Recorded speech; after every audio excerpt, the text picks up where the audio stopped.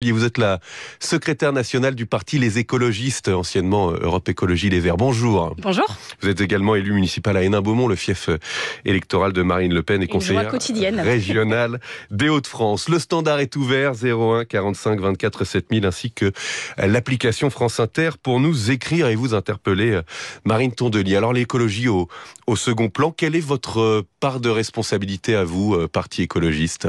J'espère que vous voyez le problème dans votre raisonnement quand même, parce qu'il y a plein de raisons pour lesquelles ce sujet est difficile à aborder en politique, on en parlera, mais je voudrais bien qu'on m'explique pas ce matin que c'est les écologistes le problème, alors que ce sont les seuls, qu'ils soient écologistes politiques, élus, je pense notamment à nos maires écolos qui font un travail fantastique, qu'ils soient associatifs, qu'ils soient entrepreneurs.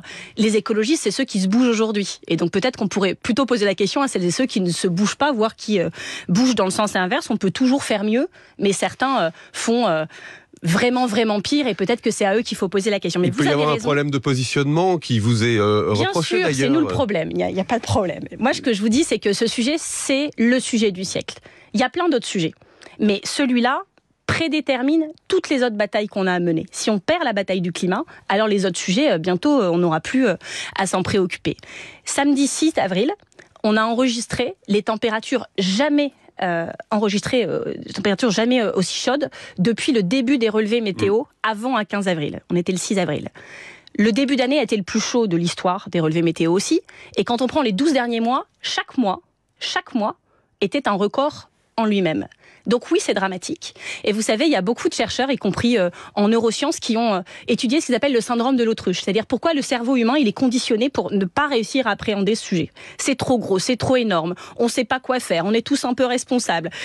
Donc il y a du déni, il y a de l'éco-anxiété. Enfin, chacun réagit comme il peut à ce sujet, mais il est éminemment difficile. C'est le défi le plus immense que l'humanité n'ait jamais eu à relever. Et vous avez raison d'alerter sur le fait que c'est mal parti. Et que, moi je me rappelle, en 2019, la campagne européenne, on parlait beaucoup de ce sujet. Nous sommes 5 ans après, le sujet est plus urgent, il se pose de manière encore plus dramatique. Moi, je pense aux inondés, dans Nord-Pas-de-Calais, là, dans la Creuse, dans d'autres régions. Je pense aux agriculteurs dont les rendements ont baissé de 20 à 30% à cause du changement climatique. Je pense à toutes les personnes qui sont déjà impactées dans leur vie quotidienne.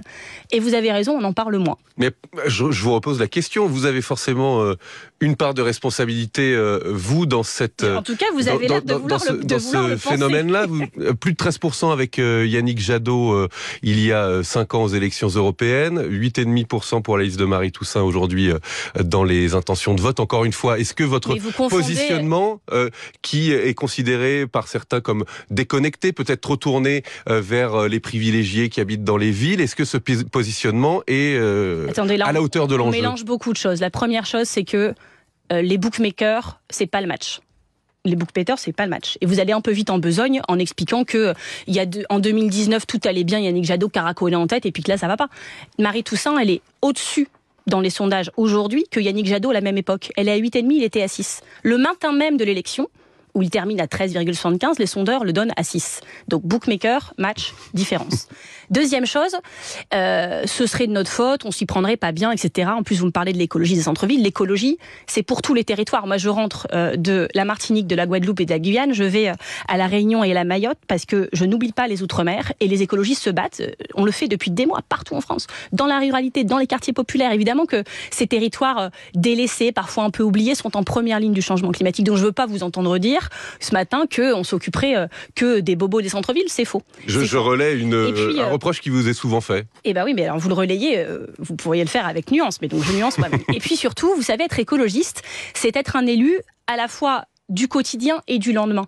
Bien sûr qu'il y a plein d'autres sujets tout le temps, on va en parler d'ailleurs aujourd'hui, mais le propre des écologistes, c'est que jamais on oublie qu'on se bat pour le lendemain, pour les générations futures, et on ne se laisse pas aspirer par le quotidien, ce que fait le gouvernement, ce que font tous les partis politiques, par manque de temps, par manque de formation, ou parfois par malhonnêteté intellectuelle, ça c'est plus grave.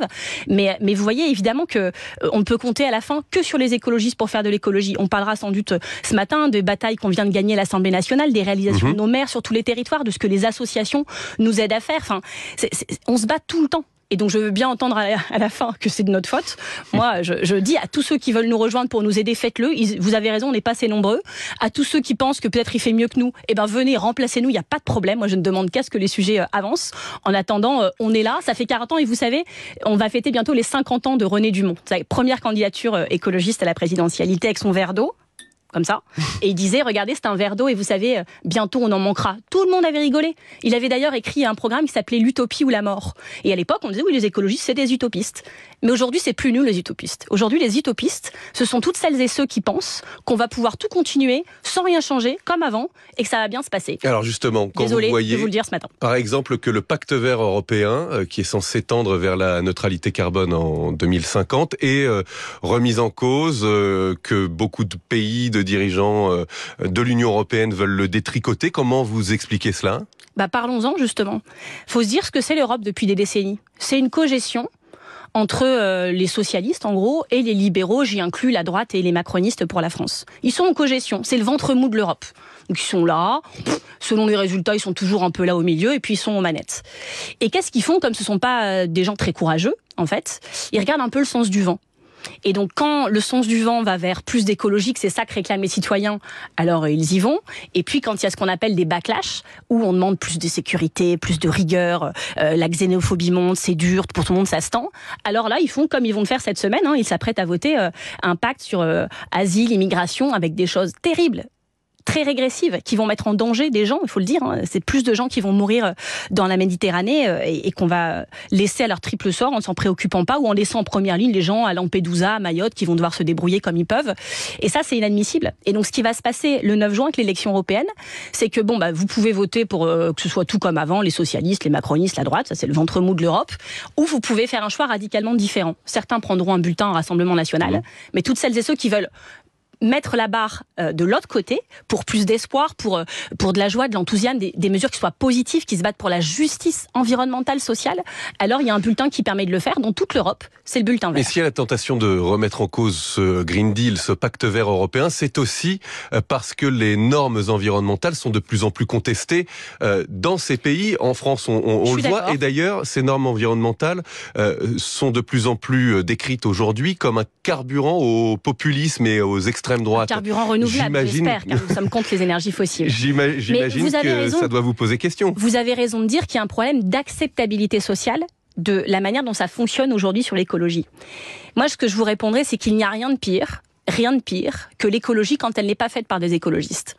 Parce que ça se transforme en mesure péremptoire, punitive. On dit parfois c'est l'écologie punitive. Mais l'écologie punitive, c'est pas la mienne, c'est pas la nôtre. Nous, c'est l'écologie de la joie, une écologie de justice, d'espoir, de redistribution, de redonner du pouvoir de vivre. Leur écologie, ce discours ils savent pas le faire. A du mal à passer. Eux, ils savent pas le faire, donc sinon ils font rien pendant des années. Puis d'un coup, ils paniquent, paf, punition. Paf, tiens, les agriculteurs, les petits. Puis c'est jamais contre les gros. C'est pas contre Total, contre les gros, c'est contre les petits agriculteurs. Allez hop, 3 centimes de plus par litre pour votre tracteur, alors qu'évidemment, celui qui est en tracteur, il va pas les moissonner en vélo, donc il a pas trop d'alternatives.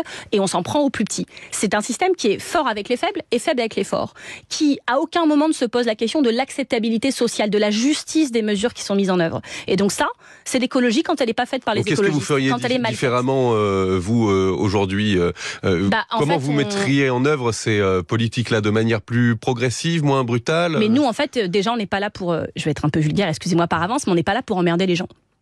On n'est pas là pour emmerder les gens qui galèrent déjà du fait des mêmes politiques, d'ailleurs, qui en général cumulent les emmerdements envers les gens. Il y a des mesures assez simples que Marie Toussaint, notre tête de liste, propose. Par exemple, l'ISF climatique. Parce qu'aujourd'hui, c'est Robin des Bois à l'envers. C'est-à-dire qu'on taxe de plus en plus on demande plus d'efforts en France aux chômeurs, aux gens qui ont l'allocation logement, aux personnes, aux petits retraités. Alors là, c'est toujours plus d'efforts. Par contre, les gros, on leur demande jamais rien. Et nous, on propose l'inverse. Ça paraît assez simple, en fait. Donc, c'est l'ISF climatique. C'est ce que proposait l'économiste Jean Pisani-Ferry dans son rapport l'année dernière. Alors, c'est ce que proposent les écologistes depuis des décennies. Mais il avait repris, et même le conseiller économie de Macron, celui qui a écrit son programme en 2017, finit par dire il y a un an, en fait, c'est une bonne idée, je le propose aussi. Bon, voilà, encore une consécration pour les écologistes, maintenant il faut le faire.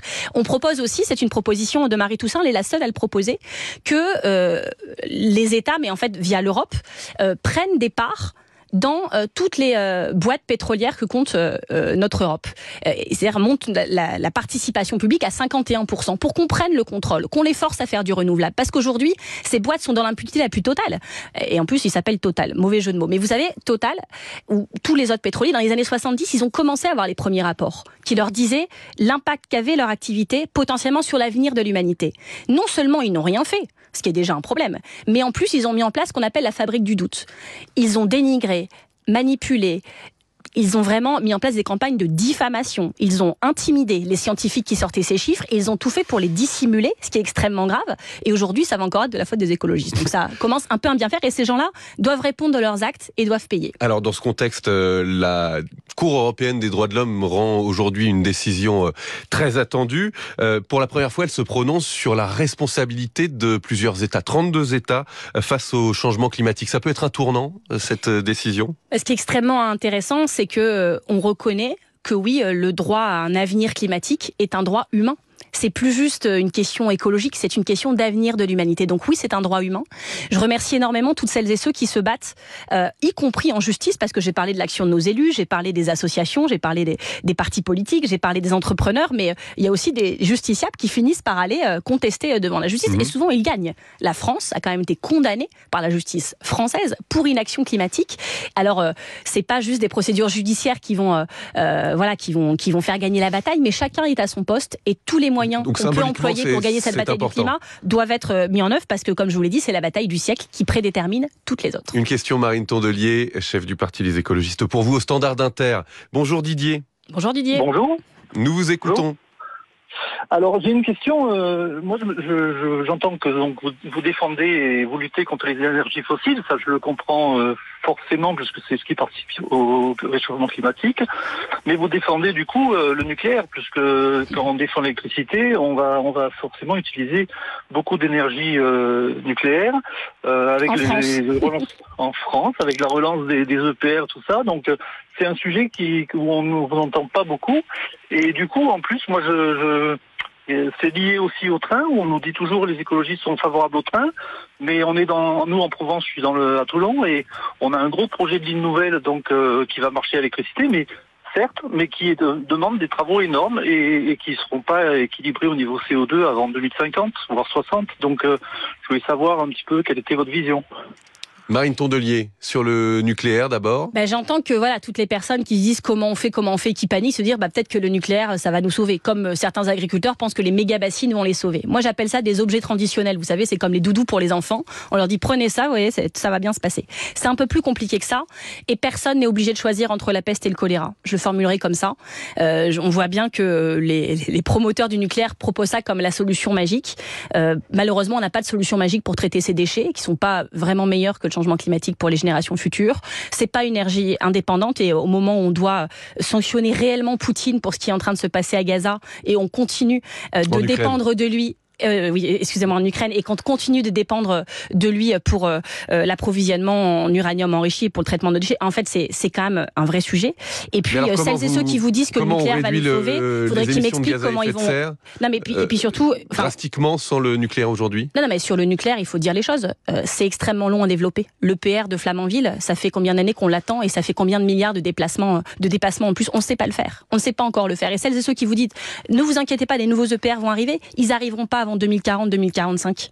C'est les faits. Et donc, ils seront en fonction jusque 2100-2110. Emmanuel Macron, qui vous a dit, qui aurait pu prévoir ce qui se passerait l'été prochain, là, sur le climat, il sait prévoir en 2100-2110 où sera le niveau de la mer. Quand le niveau du Rhône sera 40% moins élevé en 2050, il sait comment il aura assez d'eau pour ses centrales. Il sait ce qui fera des déchets qu'il n'arrive toujours pas à enterrer à Bure. Voilà. Donc, moi, je vous dis, c'est un choix entre la peste et le choléra. J'ai pas envie d'être anti-nucléaire par principe, comme si c'était ma raison de vivre, mais franchement, j'ai pas de raison d'être rassurée non plus et je le suis pas. Quand le gouvernement qui mise donc très fortement sur le nucléaire vous dit on a baissé les émissions de gaz à effet de serre en France de près de 5% l'année dernière. Pas lié au nucléaire, en 2023 par rapport à 2022. EPR, ils n'existent pas.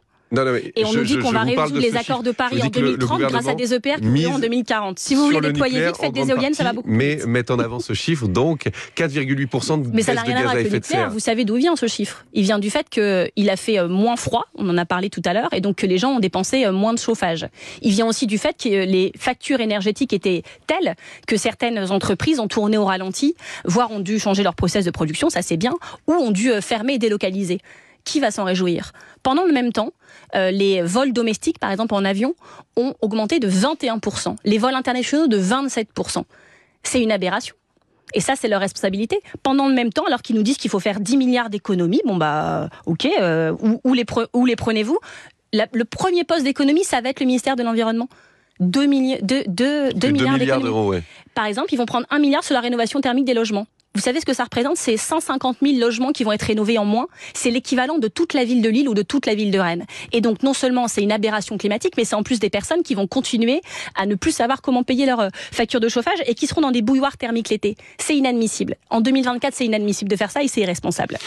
On parle du gouvernement. Vous l'avez pris, disons-le, à son propre piège la semaine dernière à l'Assemblée nationale en faisant adopter une proposition de loi prévoyant d'instaurer des prix planchers pour les agriculteurs, ce qu'avait proposé Emmanuel Macron au Salon de l'Agriculture avant d'estimer que finalement c'était une usine à gaz. Est-ce que c'est juste une... Enfin, on l'a pas fait pour piéger Macron, on l'a fait pour aider les agriculteurs. Est-ce que c'est juste une tactique de votre part ou est-ce que vous pensez que cette mesure peut réellement entrer en vigueur? Beaucoup d'experts disent que c'est très très compliqué à mettre en œuvre. Bien sûr que c'est compliqué. Et aucun des problèmes que vivent les agriculteurs ne se résoudra simplement. Donc déjà, moi je suis assez en colère de voir que toutes celles et ceux qui ont été précipités sur les barrages en disant mais nous on est avec vous depuis le début, c'était les mêmes quand même qui votaient la PAC injuste au niveau européen en nous disant qu'on était irresponsable de ne pas la voter. C'est les mêmes qui votent et qui mettent en place les accords de libre-échange. Et là, après s'être moqué de nous sur cette mesure de prix plancher pendant des mois, Emmanuel Macron acculé finit par lâcher au sein de l'agriculture qu'en fait c'est une bonne idée. Donc on dit d'accord, ça tombe bien, on avait préparé une proposition de loi, donc on la remonte dans nos priorités, puisque même le président de la République dit que c'est une bonne idée, mettons-la. Et là, les macronistes ne la votent pas. La droite, ils sont pas là. Alors, ils avaient piscine, il y avait quand même 0 député de droite au moment du vote de cette mesure. Et ils en ont quand même quelques-uns. Donc c'est hypocrite et lâche, je le dis.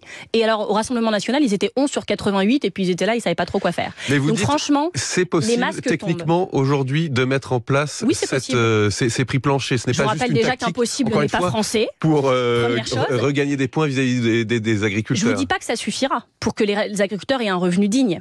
Je vous dis pas que ça suffira parce qu'il faut réformer la PAC. Il y a cette histoire de traité de libre-échange sur lesquels on se bat aussi depuis des décennies, comme sur les prix planchers. Il faudra aussi s'attaquer aux marges de la grande distribution, parce que si on garantit un prix plancher aux agriculteurs, un revenu digne, sans s'occuper des marges de la grande distribution, alors il y a un risque d'inflation. Et je vous rappelle que agriculteurs et consommateurs sont les deux dindons d'une même farce, puisque ils sont payés moins cher pour leur production ces derniers temps, et nous, on achète plus cher les produits agroalimentaires. Donc c'est bien que quelqu'un au milieu prend plus d'argent qu'avant. Il se trouve que c'est la grande distribution, l'industrie agroalimentaire et les gens qui se font des marges entre les deux. Et donc cette mesure sur les prix planchers, c'est une énorme avancée. Moi, je remercie Marie Pochon qui l'a portée à l'Assemblée, la députée de la Drôme, d'ailleurs qui est fille et petite-fille d'agriculteurs, et qui ne lâchera rien, comme Benoît Biteau au Parlement européen, comme Daniel Samon au Sénat, pour défendre les agriculteurs. Et puisqu'on parle de l'agriculture, sur le projet de loi agricole qui a été présenté il y a quelques jours et qui, dans son article 1, place l'agriculture au rang d'intérêt national majeur, au même titre que l'écologie. Qu'est-ce que vous pensez de cela? Vous dites c'est dangereux, les ça vous grandes inquiète? paroles, franchement, moi ça m'exaspère. Cette loi, elle est vide. Il faut le dire, elle arrive très tard puisqu'elle était prévue en décembre dernier. Moi, je m'étais dit si c'est pour attendre et que ce soit mieux, pourquoi pas. Les mais là, elle syndicats arrive et c'est pire. agricoles disent qu'elle va plutôt dans le bon sens. D'ailleurs, la FNSEA se réjouit que le gouvernement ait adopté une partie de son discours. Elle va changer quoi cette loi pour le revenu des agriculteurs? J'aimerais beaucoup que Arnaud Rousseau me l'explique, parce qu'il n'y a rien concernant les revenus des agriculteurs. Le patron de la FNSEA. Rien. Donc c'est vite, donc on va gagner du temps, on va pas en parler, puis on va parler des vrais sujets sur lesquels on peut avancer. Sur l'agriculture, pardon de vous en reparler, mais sur moi c'est un plaisir, j'adore les agriculteurs et j'adore en parler. Sujet d'intérêt national majeur, au même titre encore une fois que l'écologie, vous craignez que l'un se fasse au détriment de l'autre? Déjà, si l'agriculture est un sujet d'intérêt majeur, c'est pas parce que Emmanuel Macron décide de le mettre dans un article 1 de je ne sais quelle loi, c'est parce que les Français aiment les agriculteurs, que les agriculteurs font partie de notre patrimoine, c'est grâce à eux qu'on mange tous les jours, c'est eux qui façonnent nos territoires. Donc voilà, et quant à opposer agriculture et écologie, j'espère qu'on n'en est plus là, parce que chacun l'a bien compris. Et moi, vous savez, avec tous les parlementaires que je viens de citer, on a fait une tournée des fermes, on en a visité une 40aine depuis des mois, et tout le monde a bien compris, même les agriculteurs, on pourrait penser qu'ils sont pas forcément écolos en premier, ils ont bien compris que si on ne protège pas les sols, que si on ne protège pas l'eau, alors on ne protège pas l'avenir de leur métier. Il n'y aura pas d'écologie sans les agriculteurs, on doit faire la transition avec tout le monde, mais il n'y aura pas non plus d'agriculture sans écologie. Vous avez réussi aussi la semaine dernière à faire adopter un texte sur les polluants éternels pour les interdire, on les appelle les PFAS, les interdire dans les produits cosmétiques ou certains vêtements. Polyfluoroalkylés, je vois que vous avez peur de le dire, je vous donne le nom scientifique. Je préfère dire PFAS, je vous remercie. Polluants éternels aussi, on peut les appeler. Interdit, mais pas dans les ustensiles de cuisine. Quand le gouvernement dit qu'il n'y a pas d'études scientifiques montrant leur dangerosité, par exemple dans une poêle Tefal, qu'est-ce que vous répondez ? Déjà que c'est pas à nous de prouver la dangerosité, c'est aux producteurs, aux industriels, à l'État de prouver que ça n'est pas dangereux. Ça, c'est le premier principe, ça s'appelle le principe de précaution et c'est dans la Constitution. Pour que chacun comprenne bien de quoi on parle, les PFAS, donc c'est des molécules de carbone fluor en fait qui ont été développées dans les années 40 parce qu'elles sont anti-adhésives, elles sont imperméables, et elles aident à résister aux fortes chaleurs. Et donc, progressivement, on les a retrouvées partout. Aujourd'hui, à chaque fois que vous respirez, que vous mangez, que vous buvez, quand vous portez certains vêtements, quand vous utilisez certains cosmétiques, quand vous utilisez certains ustensiles de cuisine, n'en déplaise au gouvernement et à leurs fabricants, vous vous exposez aux PFAS. Et il y a une étude, non pas d'écologistes, mais de Santé publique France, qui est quand même un peu sérieux, qui a montré dans sa cohorte Esteban que 100% de la population française était imprégnée. On a fait des tests sur les cheveux, même ceux de Guillaume Meurice. On a fait des tests dans l'eau du robinet, nous les écologistes, partout en France. Et on a montré qu'il y en avait partout, tout le temps.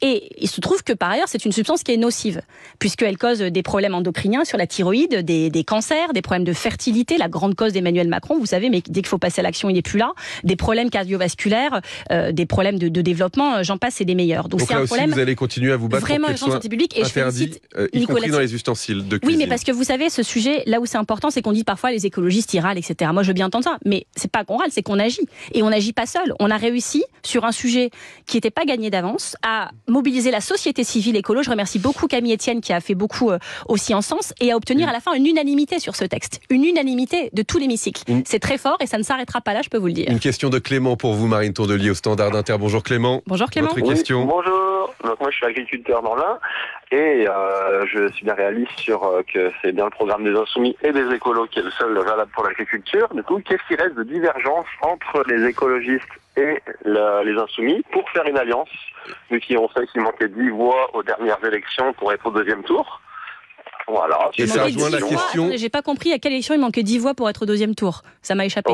2022, deuxième 10 tour. 10 voix un peu plus. Pour être au second tour, par commune. Ah, chez vous. Ah oui, d'accord. Okay. Chez vous. 36 000 communes.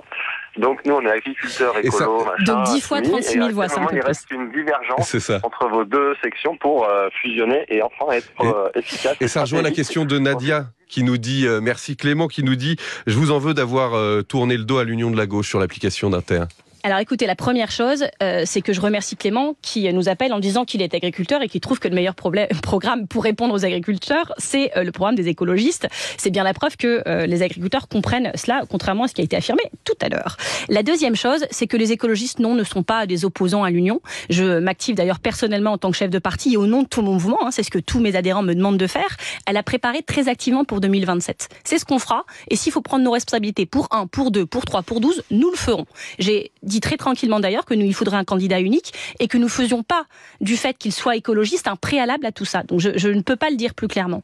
Par contre, les élections européennes, c'est une élection proportionnelle à un tour. Donc on n'empêche personne d'être au deuxième tour puisqu'il n'y en a pas. Et donc c'est une élection où on vote avec son cœur. On prend le bulletin, où on se dit tiens c'est ça la priorité que je veux avoir. C'est éminemment démocratique. Et donc c'est logique qu'on ait une liste écologiste. Ça n'enlève rien à personne. Et on ne fait pas ça évidemment contre aucun parti de gauche. Moi j'ai deux adversaires dans cette histoire. Ils sont l'extrême droite et les macronistes en place. Pour terminer, Marine Tourdelier, sur la démission de Julien Bayou, c'est l'affaire qui agite votre parti, votre prédécesseur au poste de secrétaire national, visé par une plainte déposée par son ex-compagne, notamment pour harcèlement moral. Lui dénonce un acharnement à son encontre. Vous ne regrettez pas d'avoir lancé cette enquête contre lui au sein de votre parti ? Bah non, parce que je pense que, je vous réponds là en tant que chef de parti, que chef d'organisation, j'ai pris la décision qu'aurait pris n'importe quel chef d'entreprise, n'importe quel président d'association, n'importe quel patron de chaîne de radio aussi, pourquoi pas, concerné par le sujet.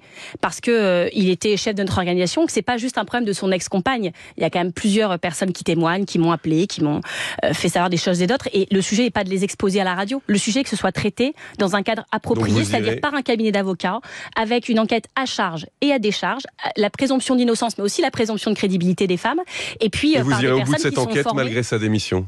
Bah évidemment, puisque les femmes sont encore là et que je vais vous dire, on a suffisamment parlé de cette enquête dans les médias pour qu'elle aille au bout, parce qu'il faut qu'on sache maintenant ce qui s'est passé et on doit aux femmes. Mais vraiment, il y a 25% des femmes dans ce pays qui sont victimes d'harcèlement sexuel au travail. C'est un sujet qui est partout, qu'on doit prendre extrêmement au sérieux et on doit créer une culture de sécurisation des femmes dans les orgas professionnels, dans les orgas politiques, dans la culture, partout. Je sais que c'est plus dur dans les partis politiques. Il se trouve que nous prenons nos responsabilités et que cette enquête, je vais vous dire, non seulement il fallait la lancer, mais on aurait dû faire beaucoup plus tôt. Il se trouve qu'à l'époque, le patron de l'orga qui aurait dû prendre la décision était...